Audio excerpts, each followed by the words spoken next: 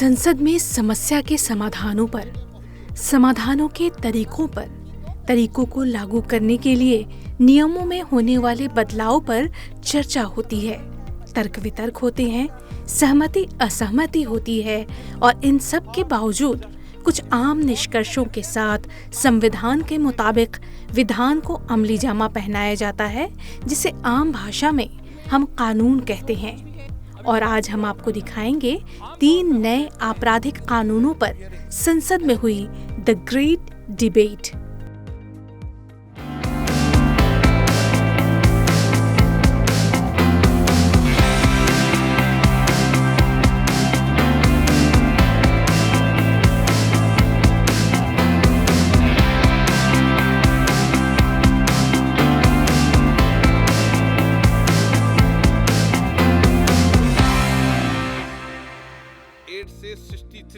गुज़िश्ता 75 सालों में अहम विधेयक हमारी संसद ने पास किए, जो राष्ट्रपति की मुहर के बाद कानून बन गए और इन कानूनों का पालन हर नागरिक के लिए अनिवार्य हो गया।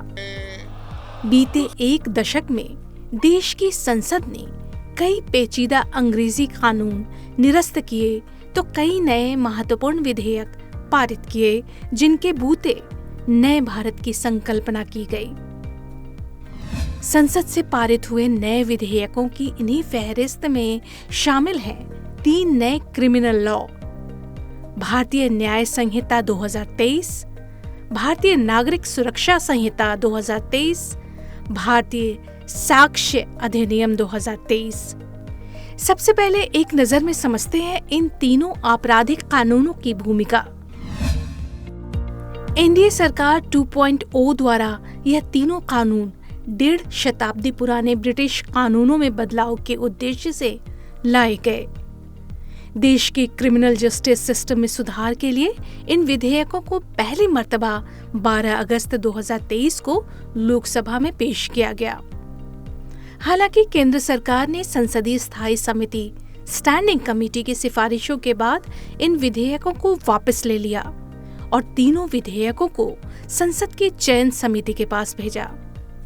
समिति की रिपोर्ट के 3 महीने के बाद तीनों विधेयक लोकसभा में 20 दिसंबर 2023, राज्यसभा में 21 दिसंबर 2023 को पेश और पारित किए गए।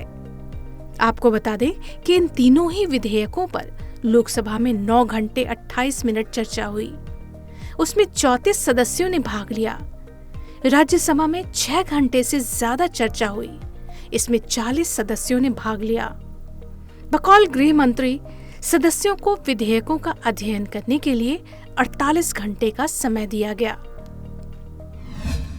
21 दिसंबर 2023 को सदन से पारित हुए यह तीनों विधेयक 25 दिसंबर 2023 को राष्ट्रपति द्वारा अधिनियमित करने के बाद कानून में तब्दील हो गए, जिन्हें 1 जुलाई 2024 से पूरे देश भर में लागू कर दिया गया है, इस उम्मीद के साथ कि अब न्याय के लिए दर-दर भटकते आम आदमी को राहत मिलेगी। इसी के साथ भारतीय न्याय द्वितीय संहिता 2023 ने भारतीय दंड संहिता आईपीसी 1860 की जगह ले ली। ये देश में आपराधिक मामलों पर प्रमुख विधेयक हैं। नए विधेयक में सामुदायिक सेवा को सजा के रूप में जोड़ा गया है। इसके अंतर्गत पहले के 511 धाराओं के बजाय अब 358 धाराएं हैं। इसमें 20 नए अपराध जोड़े गए हैं और 41 अपराधों में सजा के टाइम को बढ़ा दिया गया है। भारतीय नागरिक सुरक्षा द्वितीय संहिता 2023 ने आपराधिक प्रक्रिया संहिता 1973 यानी सीआरपीसी की जगह ले ली है। सीआरपीसी गिरफ्तारी, अभियोग और बेल से संबंधित है। सीआरपीसी में जहां कुल 484 धाराएं थीं, वहीं भारतीय नागरिक सुरक्षा संहिता में 531 धाराएं हैं। नए विधेयक में 177 धाराओं में बदलाव किए गए हैं और 9 नई धाराएं जोड़ी गई हैं और 14 धाराओं को निरस्त कर दिया गया है। भारतीय साक्ष्य विधेयक 2023। इस विधेयक ने भारतीय साक्ष्य अधिनियम 1872 का स्थान ले लिया है। यह अधिनियम इंडियन अदालतों में साक्ष्य की स्वीकार्यता से संबंधित है। ये सभी नागरिक और आपराधिक मामलों पर लागू होता है। इन कानूनों में एफआईआर से लेकर केस डायरी, आरोप पत्र और पूरी प्रक्रिया को डिजिटल बनाने का प्रावधान किया गया है। भारतीय साक्ष्य विधेयक 2023 में 170 धाराएं, जबकि भारतीय साक्ष्य अधिनियम 1872 में 167 धाराएं थीं। वहीं 24 धाराओं में बदलाव किए गए हैं। यह तो बात थी इन 3 नए आपराधिक कानून की भूमिका की, लेकिन इन 3 कानूनों को बनाने के लिए सदन में किस तरह से विचारों की रस्साकशी हुई, इन बिलों पर किसने क्या कहा, आप भी सुनिए। याज्ञवल्क्य स्मृति के आधार पर जो मिताक्षरी लॉ यहाँ लागू था वो किस तरह का था? वो ये कहता था कि 80 साल के जो बूढ़े लोग हैं उनके ऊपर किस तरह का न्याय होगा, जो 16 साल से कम उम्र के बच्चे हैं उनके ऊपर क्या न्याय लागू होगा, जो महिलाएं हैं उनके ऊपर क्या न्याय लागू होगा, जो बीमार लोग हैं उनके ऊपर क्या लागू होगा। लेकिन हमने क्या किया, एक जो गुलामी की मानसिकता है, इस गुलामी की मानसिकता ने हमारी सोच को कंप्लीट बदल दिया। जो प्रावधान किए हैं बहुत अच्छे किए हैं कि इलेक्ट्रॉनिक एफआईआर करके 3 दिनों के अंदर उसमें हस्ताक्षर करके किया जा सकता है, बहुत अच्छा नियम है। पहले जो कानून थे वो दंड पर आधारित कानून थे। ये 3 तरह के कानून थे हमारे देश के अंदर जो गुलामी के प्रतीक के रूप में थे। इंडियन पेनल कोड जो 1857 में यह बताता कि अपराध क्या है, किसी अपराध की क्या सजा है। अब यह कानून बदलकर भारतीय न्याय संहिता के रूप में तब्दील किया गया है कि किसी भी व्यक्ति को न्याय कैसे मिले। एक तो इन्होंने बहुत अच्छा किया है माननीय अमित शाह जी ने और देश के प्रधानमंत्री में कि अगर कस्टडी में कोई जाए तो मैंडेटरी सर्टिफिकेट देना है, उस परिवार वाले को सूचना देना है। हम लोग के पास पैरवी होती है कि कहाँ गया, कोर्ट के पास जाओ, हेबियस कॉर्पस लगाओ। ये मैंडेटरी कर दिया गया, बहुत ही अच्छा है। ऑनलाइन व्यवस्था कर दी गई सूचना देने के लिए। यौन उत्पीड़न में अगर कोई बयान महिला देती है तो उसका वीडियो रिकॉर्डिंग हो, एक्स्ट्रॉर्डिनरी, ये बिल्कुल और बिल्कुल सीक्रेसी में हो। नए बिल के माध्यम से हमारे जितने भी जो criminal justice system of India है इसका पूरे का पूरा एक ओवरहॉल हो जाएगा और ये ट्रांसपेरेंट हो जाएगा, स्पीडी जस्टिस सिस्टम हो जाएगा, इंटीग्रिटी ऑफ एविडेंस हो जाएगा, लोअर पेंडेंसी हो जाएगा। साइबर क्राइम में अलग अलग तरीके के क्राइम्स हैं जिस पे अलग अलग कड़े कानून बनने की ज़रूरत है। उसमें सेक्सुअल भी हो गया, फाइनेंशियल क्राइम्स भी बहुत मात्रा में बढ़ रहे हैं। अलग अलग बैंकों के नाम पे लोग सामने आ करके जो लोग अपना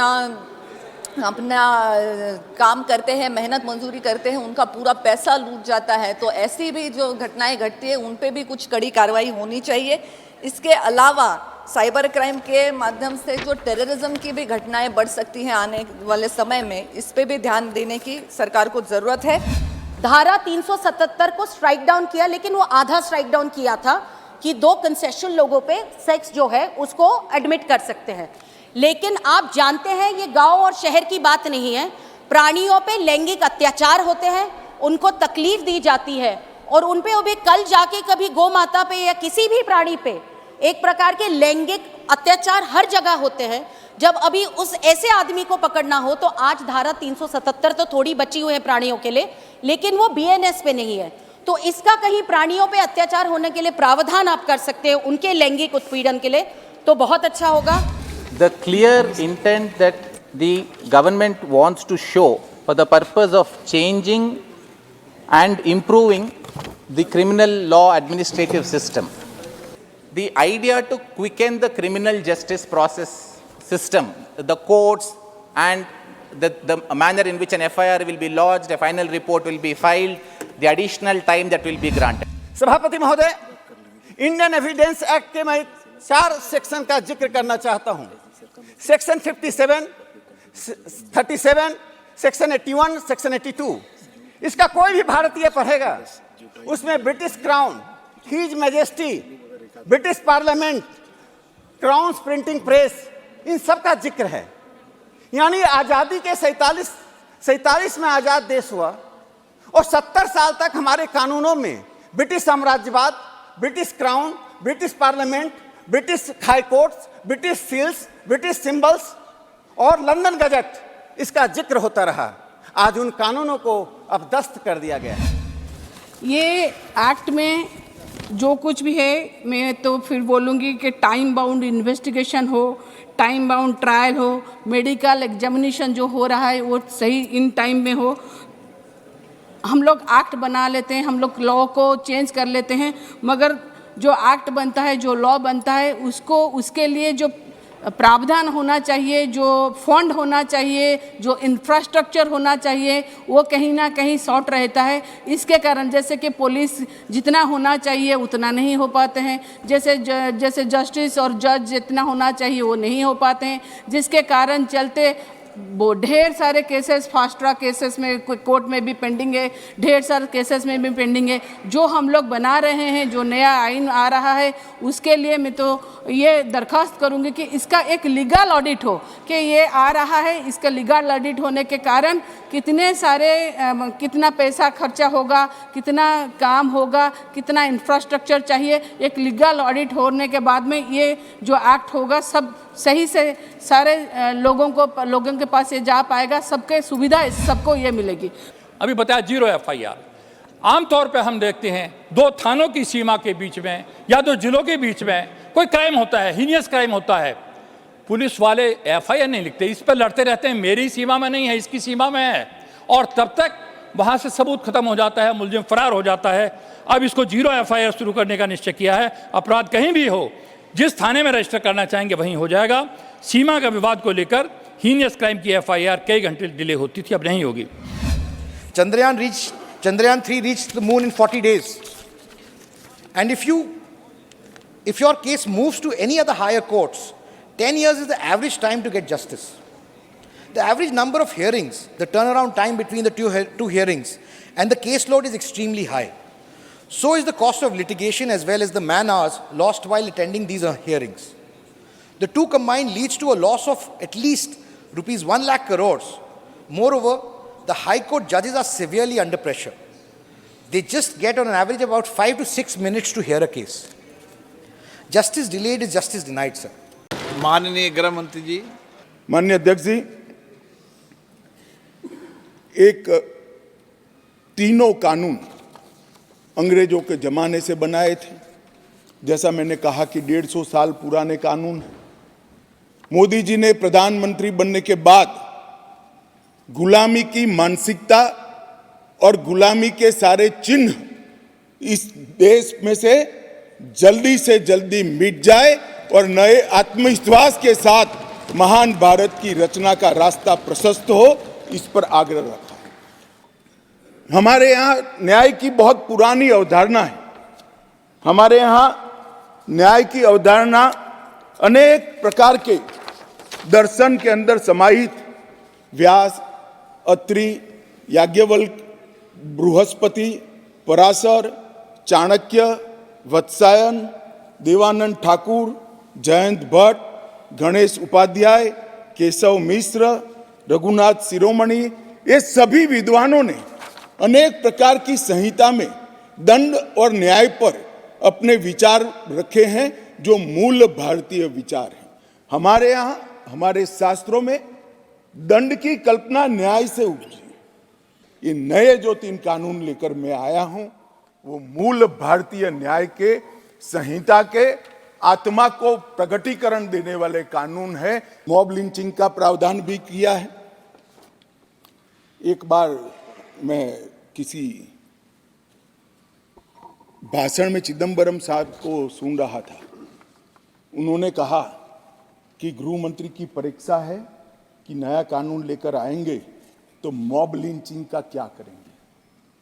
चिदंबरम साहब, ना आप हमारी पार्टी को समझे हो, ना हमारे सिद्धांतों को समझे हो। मॉब लिंचिंग घृणित अपराध है और उसको हम नए कानून में फांसी की सजा का प्रावधान कर इंक्लूड कर रहे हैं। पुलिस और नागरिक के अधिकारों के बीच में बहुत अच्छे से इसमें संतुलन साधा गया है।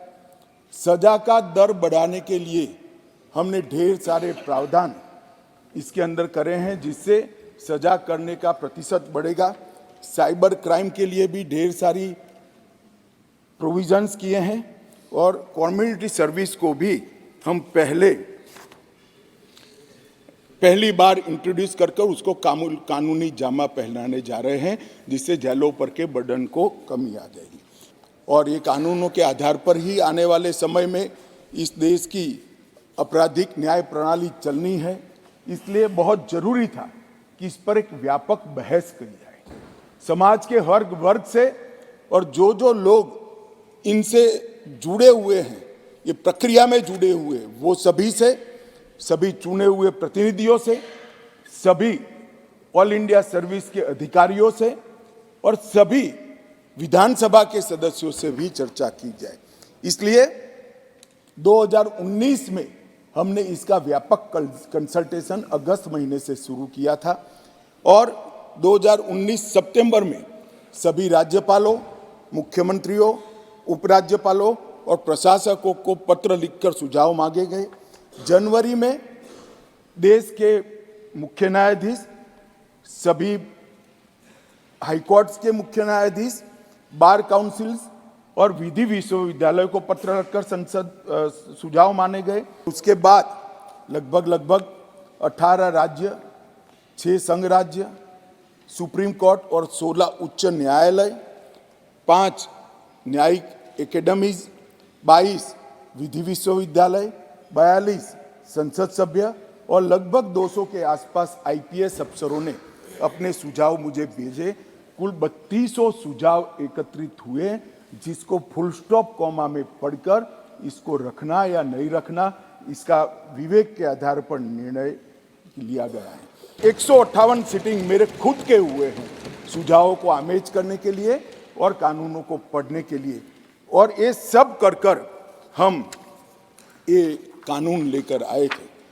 न्याय, जैसा मैंने कहा, एक अम्ब्रेला टर्म है। न्याय कहते हैं तो बहुत बड़े समुदाय के प्रति होता है।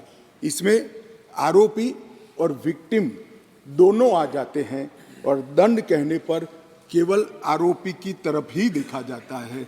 एनफोर्समेंट के लिए निष्पक्ष, समयबद्ध, evidence based speedy trial, court तथा प्रिजन का इससे बर्डन कम होने वाला है और कन्विक्शन रेशियो भी इससे बढ़ने वाला है।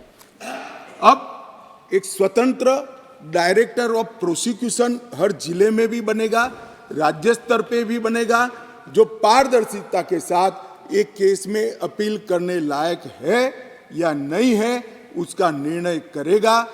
पुलिस की अकाउंटेबिलिटी कई सारे मामलों में तय की है। अब तय कर दिया है गिरफ्तार व्यक्तियों की सूचना अनिवार्य रूप से हर पुलिस स्टेशन पर रखनी पड़ेगी और एक पुलिस अधिकारी को इसके लिए जिम्मेदार करना पड़ेगा। इंफॉर्मेशन का अधिकार खंड 173, 93 और 230 में दिया है।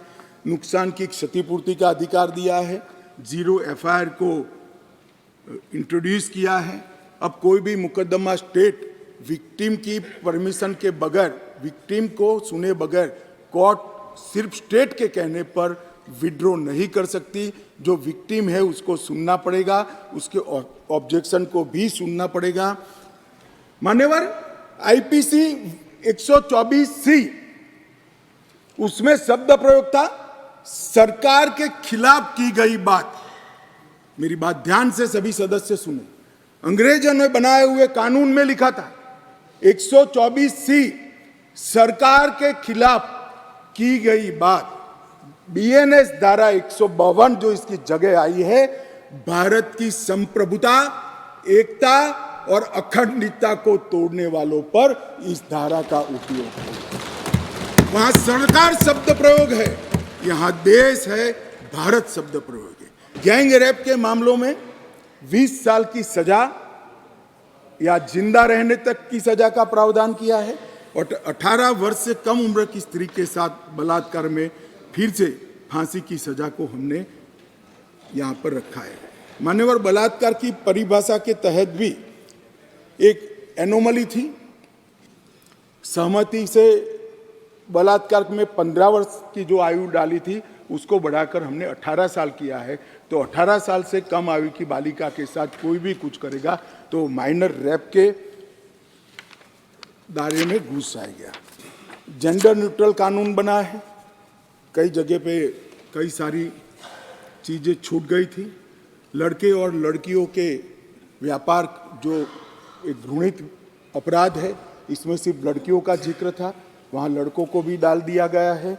मैं सदन से अपील करना चाहता हूँ कि इस धारा को जो मोदी सरकार लेकर आई है, आपका समर्थन चाहिए, आशीर्वाद चाहिए और जीरो टॉलरेंस का एक संदेश इस सदन से जाना चाहिए। मान्यवर, पहले चार्जशीट का समय नहीं, 60 से 90 दिन में चार्जशीट करने का एक कानूनी प्रोविजन था, परंतु री इन्वेस्टिगेशन, मेरी जांच चालू है, ऐसा कर सालों सालों तक चार्जशीट लटकाए जाते थे।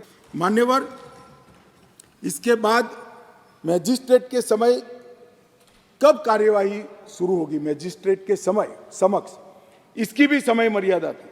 अब मैजिस्ट्रेट साहब के साथ हमने बाध्य कर दिया है कि 14 दिनों के अंदर इसका संज्ञान आपको लेना ही पड़ेगा और कार्यवाही चालू, इसको लटका नहीं सकते।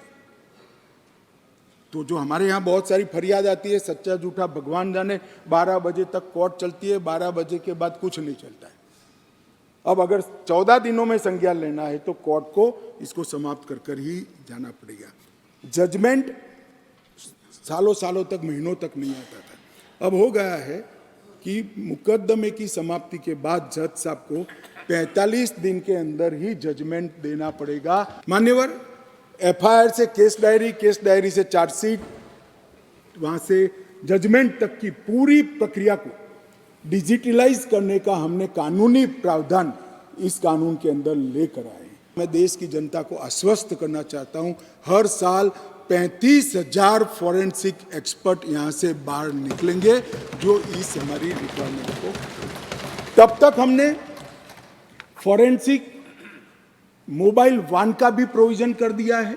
हम 6 अत्याधुनिक सेंट्रल फॉरेंसिक साइंस लेबोरेटरी भी बना रहे हैं। मान्यवर, जीरो एफआईआर, कई लोग कहते हैं कि जीरो एफआईआर पहले से थी, लेना कंपलसरी नहीं था। आपको कोई भी व्यक्ति ना बोल सकता था, इसकी कोई कानूनी धारा भी नहीं थी जिससे इसकी पुष्टि हो जाए। अब विक्टिम कोई भी पुलिस स्टेशन में जाएगा, कहीं पर भी रहता हो, इसकी एफआईआर लेकर 24 घंटे में इसके कंसर्न पुलिस स्टेशन में ट्रांसफर कंपलसरी करनी पड़ेगी। मान्यवर, कोई अपराधी न्याय की शरण में आता ही नहीं, भाग जाएगा और सालों सालों तक केस लंबित रहेंगे। केस तो चलेंगे इसके अनुपस्थित, मगर उसकी संपत्ति की कुर्की भी की जाएगी। और प्रोक्लेम्ड ऑफेंडर घोषित करने के लिए 10 वर्ष या अधिक की सजा या आजीवन कारावास या मृत्युदंड, इसको प्रोक्लेम्ड ऑफेंडर घोषित किया जाएगा। पहले केवल 19 अपराधों में ही भगोड़े घोषित कर सकते थे, अब 120 अपराधों में भगोड़े घोषित करने का हमने प्रावधान किया। मान्यवर, इसके साथ हमने स्मार्टफोन, लैपटॉप, मैसेजेस, वेबसाइट और लोकेशनल साक्ष्य को सबूत की परिभाषा में शामिल किया है। आरोपियों, विशेषज्ञों, पीड़ितों इलेक्ट्रॉनिक माध्यम से कोर्ट के सामने उपस्थित होने की अनुमति दी है। मान्यवर, चर्चा में कुछ सदस्यों ने अलग अलग प्रकार के सवाल उठाए। एक तो पहले ही मैंने जवाब दिया, आतंकवादी कृत्य के लिए यूएपीए अगर उपलब्ध है तो फिर इसमें आतंकवादी कृत्य का समाहित करने का क्या तर्क है। मान्यवर, एक आतंकवादी कृत्य के लिए एक ही जगह गुना रजिस्टर होगा, करने वालों को डरने की जरूरत नहीं है, 2 कानून अप्लाई नहीं होंगे, मगर कई जगह पे आतंकवादी कृत्य होने के बाद यूएपीए लगाते नहीं है और सीआरपीसी में आज तक आतंकवाद की व्याख्या ही नहीं थी और बचकर निकल जाते थे। उनके बचने के सारे रास्ते इस कानून के माध्यम से हमने बंद कर दिए। मान्यवर, बीएनएस के 69 के खंड में पहचान छिपाने का दुरुपयोग किया जा सकता है, ऐसा एक आशंका व्यक्त किया। मैं इसके लिए कहा कि उन महिलाओं को सुरक्षा प्रदान की गई है जो शादी के झूठे वादों की वजह से व्यक्ति की पहचान छिपाना चाहते हैं। इसमें और कोई बच नहीं पाएगा, मैं सदन को आश्वस्त करना। मान्यवर, एक आया कि दया की याचिका मामले में थर्ड पार्टी को अधिकार देना चाहिए। मैं बिल्कुल खिलाफ। अगर जिस व्यक्ति ने गुनाह किया है उसको अपने गुनाह का एहसास ही नहीं है, पछतावा ही नहीं है, तो दया शब्द पर इसका कोई अधिकार नहीं है। जिसको गुनाह कर कर अगर पछतावा नहीं होता है उसको दया का कोई अधिकार नहीं है। माननीय सदस्य ओवैसी जी ने कहा था क्लॉज 187 में हिरासत की अवधि को पूरे डिटेंशन पीरियड तक बढ़ाया गया है जो यूएपीए से अधिक सख्त है। थोड़ा मिसअंडरस्टैंडिंग है। टोटल कस्टडी 15 डेज की ही होगी, मगर पहले 7 दिन पुलिस पूछताछ करती है, कोई अस्पताल में जाकर जमा हो गया तो 15 दिन समाप्त हो जाए। हमने ये प्रोविजन किया है कि 7 दिन की कस्टडी होगी, आप अस्पताल में कर ले, कोई बात नहीं, अच्छा हो जाओ। अच्छा होने के बाद वो 8 दिन के लिए तो फिर आना ही पड़ेगा। तो टोटल कस्टडी को तो हमने 15 दिन का ही रखा है, और मीनवाइल कोर्ट जमानत भी दे सकती है, प्रोविजन को भी हमने रखा है। तो इसकी जमानत पर भी असर नहीं होगी और तो कुल दिन भी नहीं बदलेगी। मंत्री जी अभी प्रस्ताव करेंगे यथा संशोधित विधेयक को पारित किया जाए। महोदय, मैं प्रस्ताव करता हूं कि विधेयक यथा संशोधित पारित किया जाए। प्रश्न ये कि विधेयक को यथा संशोधित पारित किया जाए। जो सदस्य इसके पक्ष में हाँ कहें, जो सदस्य विरोध में ना कहें। मेरे विचार में निर्णय हाँ वालों के पक्ष में, हाँ वालों के पक्ष में प्रस्ताव स्वीकृत हुआ। विधेयक यथा संशोधित पारित हुआ। इन तीनों नए आपराधिक कानूनों के लागू होने के बाद कई सारे नियम कायदे बदल गए। इनमें कई नई धाराएं शामिल की गई हैं। कुछ धाराओं में बदलाव हुआ है तो कुछ हटाई गई हैं। नए कानून लागू होने पर आम आदमी, पुलिस, वकील और अदालतों के कामकाज में भी बदलाव की आहट शुरू हो चुकी है। शुरुआत थोड़ी मुश्किल है, लेकिन आदतन होने में ज्यादा देर नहीं लगेगी। यह नए भारत के नए कानून है। ये थी चर्चा नए आपराधिक कानूनों पर। अगली बार एक नए मुद्दे पर फिर लेकर आएंगे द ग्रेट डिबेट।